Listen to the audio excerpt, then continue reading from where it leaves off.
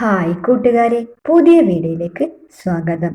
5ാം ക്ലാസ്സിലെ social science unit 9 towards equality തുല്യതയിലേക്ക് എന്ന പാഠഭാഗത്തെ ആക്ടിവിറ്റീസ് ആണ് ഇന്ന് നമ്മൾ നോക്കാൻ പോകുന്നത്.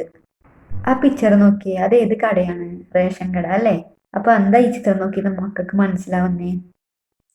അവർ state has a well established public distribution system.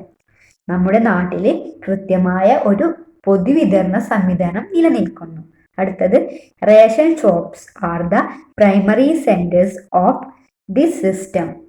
Ration കടകൾ പൊതുവിതരണ സംവിധാനത്തിന്റെ പ്രധാനപ്പെട്ട ഒരു കേന്ദ്രമാണ്. അടുത്തത്, people receive goods from ration shop based on their ration card. Ration കടയിൽ നിന്നും സാധനങ്ങൾ ലഭിക്കുന്നത് റേഷൻ കാർഡിന്റെ അടിസ്ഥാനത്തിലാണ്. അടുത്തത്, there are different types of ration card based on income. വരുമാനത്തിന്റെ അടിസ്ഥാനത്തിൽ വ്യത്യസ്തമായ റേഷൻ കാർഡുകൾ നിലനിൽക്കുന്നു അല്ലേ? അടുത്തത്, yellow coloured ration card are issued to those who are the most socially and economically backward. എന്താ പറഞ്ഞിരിക്കുന്നത്? മഞ്ഞ നിറത്തിലുള്ള റേഷൻ കാർഡുകൾ സാമൂഹികമായും സാമ്പത്തികമായും ഏറ്റവും പിന്നാക്കം നിൽക്കുന്നവർക്കാണ് അനുവദിച്ചിട്ടുള്ളത്. അടുത്തത്, pink coloured ration card are issued to priority household below the poverty line. എന്താ പറഞ്ഞിരിക്കുന്നേ? പിങ്ക് നിറത്തിലുള്ള റേഷൻ കാർഡ് മുൻഗണനാ വിഭാഗത്തിൽ ഉൾപ്പെടുത്തി ദാരിദ്ര്യരേഖയ്ക്ക് താഴെയുള്ളവർക്കാണ് അനുവദിച്ചിട്ടുള്ളത്. അടുത്തത്, blue coloured ration cards are issued to those who are above the poverty line and who receive state subsidies. നീല നിറത്തിലുള്ള റേഷൻ കാർഡ് ദാരിദ്ര്യരേഖയ്ക്ക് മുകളിലുള്ളവർക്കും സംസ്ഥാന സബ്സിഡി ലഭിക്കുന്നവർക്കുമാണ്. അടുത്തത്, white coloured ration cards are issued to those who are financially ahead. വെള്ള നിറത്തിലുള്ള ration card സാമ്പത്തികമായി മുൻപന്തിയിൽ നിൽക്കുന്നവർക്കാണ് നൽകിയിട്ടുള്ളത്. അടുത്തത്, പീലിയുടെ ഗ്രാമത്തിൽ നിന്നും തിരിച്ചെത്തിയ നീനുവിന്റെയും വിക്കിയുടെയും ചിന്തകൾ പാഠപുസ്തകം പേജ് 150 നൽകിയിട്ടുണ്ട്. അത് മക്കൾ വായിച്ചു നോക്കുക. അതിൽ നിന്നും ഇവരുടെ കുടുംബാംഗങ്ങളുടെ വരുമാന സ്രോതസ്സുകൾ ഏതൊക്കെയാണെന്ന് കണ്ടെത്തി പട്ടികപ്പെടുത്തുക. List the sources of income of both the families. ആദ്യത്തത്, sources of family income of Neenu. അപ്പൊ എന്താ വരുക? Lease, agricultural land and government job. അടുത്തത്, sources of family income of Vicky, business, government service, pension. അടുത്തത്, the table shown below gives an appropriate eliminate of the monthly income of both the families. First family, പിന്നെ monthly income വിക്കിന്റെ between 3 lakh and 5 lakh, നീനുവിന്റെ between 1 lakh and 3 lakh. Next is the income of 2 families the same. രണ്ട് കുടുംബത്തിന്റെയും വരുമാനം ഒരുപോലെയാണോ? നിങ്ങളുടെ നിഗമനം എഴുതുക. അപ്പൊ എന്തായിരിക്കും? When comparing the monthly incomes of Vicky's and Nino's family, it can be seen that Vicky's family has a higher income. Monthly income of Vicky's family is between 3 lakh and 5 lakh, while monthly income of Nino's family is between 1 lakh and 3 lakh. Monthly income of Vicky's family may be increasing due to the grandfather's government pension and the profitable business. However, income of Nino's family comes from a government salary and rent. From this we can understand that income varies depending on the type of work one is engaged in and the nature of the job. അപ്പൊ എന്താ പറഞ്ഞിരിക്കുന്നത്? വിക്കിയുടെയും നീനുവിന്റെയും കുടുംബത്തിന്റെ മാസ വരുമാനം താരതമ്യം ചെയ്യുമ്പോൾ ഏറ്റവും കൂടുതൽ വരുമാനം ലഭ്യമാകുന്നത് വിക്കിയുടെ കുടുംബത്തിലാണെന്ന് കാണാം. 3 ലക്ഷത്തിനും 5 ലക്ഷത്തിനും ഇടയിലാണ് വിക്കിയുടെ കുടുംബത്തിന്റെ മാസവരുമാനം. എന്നാൽ നീനുവിന്റെ കുടുംബത്തിന്റെ മാസവരുമാനം 1 ലക്ഷത്തിനും 3 ലക്ഷത്തിനും ഇടയിലാണ്. മുത്തശ്ശന്റെ സർക്കാർ പെൻഷൻ, ലാഭകരമായ ബിസിനസ് എന്നിവ കൊണ്ടായിരിക്കാം വിക്കിയുടെ കുടുംബത്തിന്റെ മാസവരുമാനം വർദ്ധിക്കുന്നത്. എന്നാൽ നീനുവിന്റെ കുടുംബത്തിന് ലഭ്യമാകുന്ന വരുമാന സ്രോതസ് സർക്കാർ ശമ്പളം, പാട്ടം എന്നിവയിൽ നിന്നാണ്. വിവിധ തൊഴിലുകളിൽ ഏർപ്പെട്ടിരിക്കുന്നതിൻ്റെയും തൊഴിലിന്റെ സ്വഭാവം അനുസരിച്ചും വരുമാനത്തിൽ നിന്ന് ഏറ്റക്കുറച്ചിലുകൾ ഉണ്ടാവുന്നുവെന്ന് ഇതിൽ നിന്നും മനസ്സിലാക്കാം. അടുത്തത് difference in income from employment. Look at the picture. ചിത്രം നോക്കിയേ. വിവിധ വ്യക്തികൾ എന്തൊക്കെ തൊഴിലുകളാണ് ഏർപ്പെട്ടിരിക്കുന്നത്? ഇവർക്കെല്ലാം ഒരേ തരത്തിലുള്ള വരുമാനമാണോ ലഭിക്കുക? എന്തുകൊണ്ടായിരിക്കും ഇവർ വ്യത്യസ്ത തൊഴിലുകളിൽ ഏർപ്പെടുന്നത്? കണ്ടെത്തി എഴുതുക. അപ്പൊ എന്തെല്ലാമായിരിക്കും? They are engage in occupation such as teaching, construction work, manual labour and trade. They receive different levels of income compared to the ways of job that require higher educational qualification, such as teaching. The ways of daily wage job are relatively lower.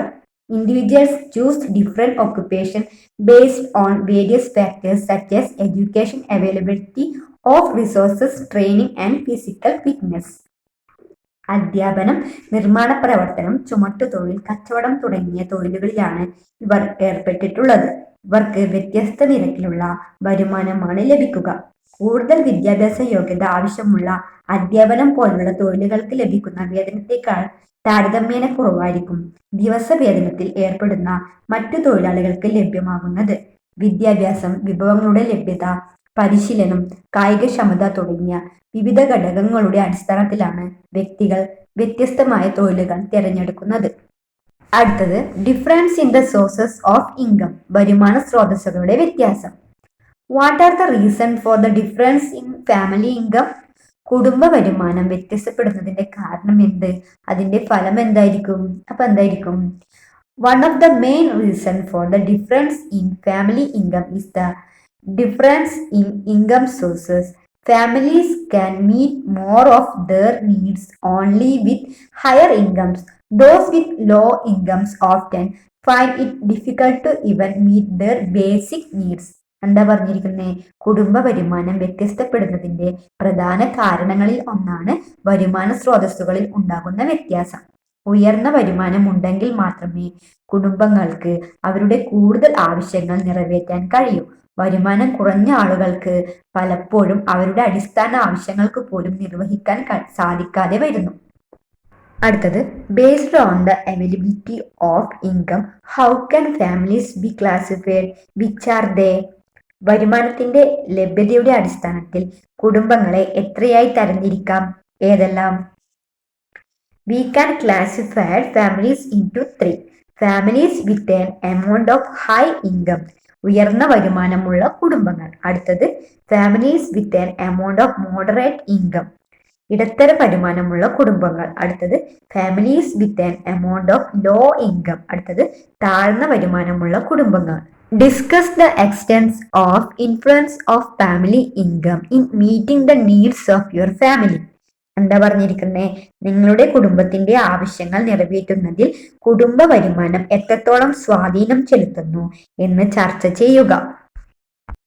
First എന്തായിരിക്കും? Income sources, വരുമാന സ്രോതസ്സുകൾ. അപ്പൊ ഏതെല്ലാം എഴുതുക? Government job ഉണ്ടെങ്കിൽ അത് എഴുതുക, പിന്നെ കൃഷിയിൽ നിന്നുള്ള ആദായം ഉണ്ടെങ്കിൽ അത് എഴുതുക, വാടക ഉണ്ടെങ്കിൽ അത് എഴുതുക, പിന്നെ പെൻഷൻ. അടുത്തത് ഇൻകം, മാസം എത്ര? ഒരു 80,000 മുതൽ 1,00,000 വരെയാണോ? അത് എഴുതുക. അടുത്തത് കുടുംബത്തിന്റെ ആവശ്യങ്ങൾ. എന്തെല്ലാം ആവശ്യങ്ങളാണ്?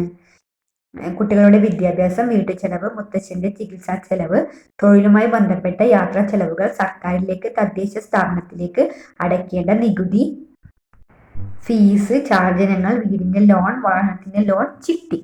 Children's education, household expense, grandfather's medical expense, work related travel expense, taxes, fees, charges payable to the government, local body, home loan, vehicle loan, ചിട്ടി.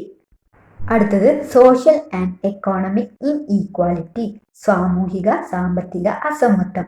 Compare and contrast economic and social inequality and write a note. സാമ്പത്തിക അസമത്വം, സാമൂഹിക അസമത്വം എന്നിവ താരതമ്യം ചെയ്ത് ഒരു കുറിപ്പ് തയ്യാറാക്കുക. ഫസ്റ്റ്, എക്കോണമിക് ഇൻഇക്വാലിറ്റി, സാമ്പത്തിക അസമത്വം. Economic inequality refers to the unequal distribution of wealth. income or resources among individuals or groups in a society. This often lead to inequalities of access to opportunities, education, employment, healthcare, and political power. എന്താ പറഞ്ഞിരിക്കുന്നത്? സാമ്പത്തിക അസമത്വം എന്നത് ഒരു സമൂഹത്തിലെ വ്യക്തികൾ അല്ലെങ്കിൽ സംഘങ്ങൾക്കിടയിൽ സമ്പത്ത്, വരുമാനം അല്ലെങ്കിൽ വിഭവങ്ങൾ എന്നിവയുടെ സമത്വപൂർണമല്ലാത്ത വിതരണത്തെ സൂചിപ്പിക്കുന്നു. ഇത് പലപ്പോഴും അവസരങ്ങൾ, വിദ്യാഭ്യാസം, തൊഴിൽ, ആരോഗ്യ സംരക്ഷണം, രാഷ്ട്രീയ അധികാരം എന്നിവയിലേക്കുള്ള അസമത്വത്തിലേക്ക് നയിക്കുന്നു.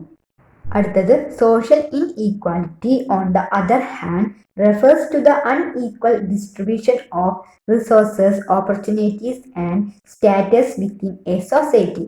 It manifests itself in various forms such as inequality in income and wealth disparity, lack of access to education and health care, discrimination based on race, caste, gender, and status, and unequal representation in political and social institutions.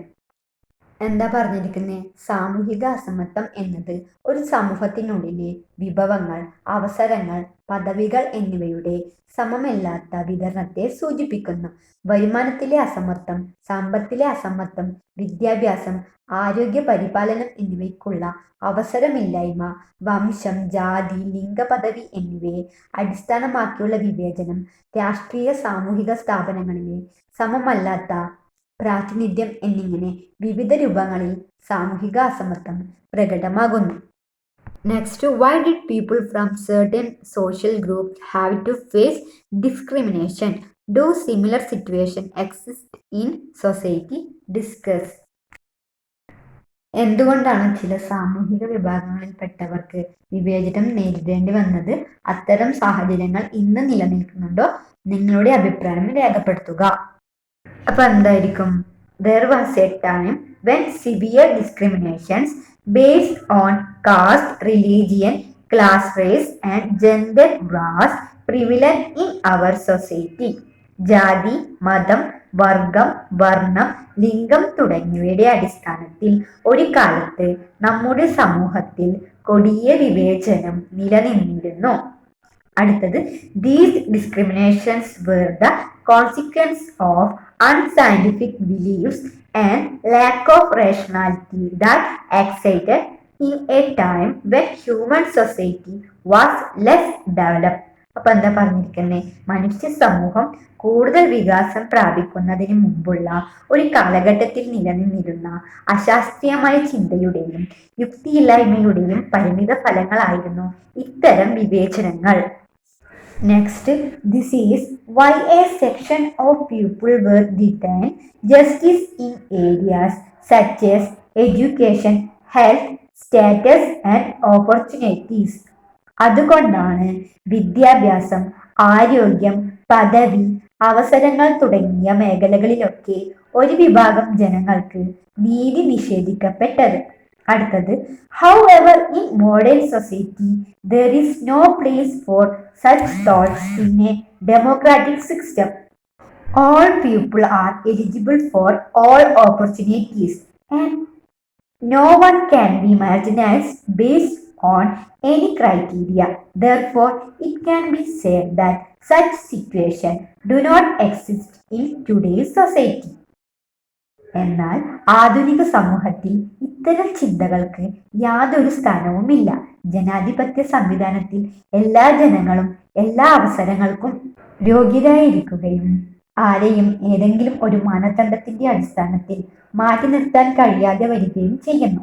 അതുകൊണ്ട് തന്നെ ഇന്നത്തെ സമൂഹത്തിൽ ഇത്തരം സാഹചര്യങ്ങൾ നിലനിൽക്കുന്നില്ല എന്ന് തന്നെ പറയാം. Next, discuss the cause leading to social inequality and the factors influencing them in your class and make notes. അപ്പൊ എന്താ പറഞ്ഞിരിക്കുന്നത്? സാമൂഹിക അസമത്വത്തിന്റെ കാരണങ്ങളും അവയെ സ്വാധീനിക്കുന്ന ഘടകങ്ങളും പട്ടികപ്പെടുത്തുക. First, causes of social inequality, സാമൂഹിക അസമത്വത്തിനുള്ള കാരണങ്ങൾ. അടുത്തത്, ഫാക്ടേഴ്സ് ദാറ്റ് ഇൻഫ്ലുവൻസ്, സ്വാധീനിക്കുന്ന ഘടകങ്ങൾ. ആദ്യത്തേത് ഇക്കോണമിക് ഇൻഇക്വാലിറ്റി, സാമ്പത്തിക അസമത്വം. അതിൻ്റെ factors that influence disparity in income, വരുമാനത്തിലെ വ്യത്യാസം. അടുത്തത് അൺഎംപ്ലോയ്മെൻറ്റ്, തൊഴിലില്ലായ്മ. അടുത്തത് lack of availability of resources, വിഭവങ്ങളുടെ ലഭ്യത കുറവ്. അടുത്തത് difference in wages and salary, കൂലി ശമ്പളത്തിലെ വ്യത്യാസം. അടുത്തത് എഡ്യൂക്കേഷണൽ ഇൻഈക്വാലിറ്റി, വിദ്യാഭ്യാസ അസമത്വം. ലാക്ക് ഓഫ് ക്വാളിറ്റി എഡ്യൂക്കേഷൻ, ഗുണനിലവാരമുള്ള വിദ്യാഭ്യാസത്തിൻ്റെ അഭാവം. അടുത്തത് ലിമിറ്റഡ് എഡ്യൂക്കേഷണൽ ഓപ്പർച്യൂണിറ്റീസ്, പരിമിതമായ വിദ്യാഭ്യാസ അവസരങ്ങൾ. Next, inequality within social structures, സാമൂഹിക ഘടനകൾക്കുള്ളിലെ അസമത്വം. Discrimination based on caste, religion, race, gender status and special needs. ജാതി, മതം, വംശം, ലിംഗപദവി, ഭിന്നശേഷി എന്നിവ അടിസ്ഥാനമാക്കിയുള്ള വിവേചനം. അടുത്തത് inequality due to social norms, സാമൂഹിക വഴക്കങ്ങൾ സൃഷ്ടിക്കുന്ന അസമത്വം. അടുത്തത് ജിയോഗ്രാഫിക്കൽ ഇൻഈക്വാലിറ്റീസ്, ഭൂമിശാസ്ത്രപരമായ അസമാനതകൾ. ഫസ്റ്റ്, റൂറൽ അർബൻ ഡിസ്പാരിറ്റി, ഗ്രാമ-നഗര വ്യത്യാസം. അടുത്തത് lack of availability of resources, വിഭവങ്ങളുടെ ലഭ്യത കുറവ്. അടുത്തത് ഹിസ്റ്റോറിക്കൽ ഫാക്ടേഴ്സ്, ചരിത്രപരമായ ഘടകങ്ങൾ. കോളനൈസേഷൻ, കോളനിവൽക്കരണം. സ്ലേവറി, അടിമത്തം. അടുത്തത് റെപ്രസിഷൻ, അടിച്ചമർത്തലുകൾ. ഈ പാഠഭാഗത്തെ ബാക്കിയുള്ള ആക്ടിവിറ്റീസായി അടുത്തൊരു വീഡിയോ കാണാം. അപ്പോൾ ഇന്നത്തെ വീഡിയോ ഇഷ്ടപ്പെട്ടാൽ ചാനൽ സബ്സ്ക്രൈബ് ചെയ്യാനും വീഡിയോക്ക് ലൈക്ക് തരാനും മറക്കല്ലേ കൂട്ടുകാരെ. അപ്പോൾ അടുത്തൊരു വീഡിയോ കാണാം.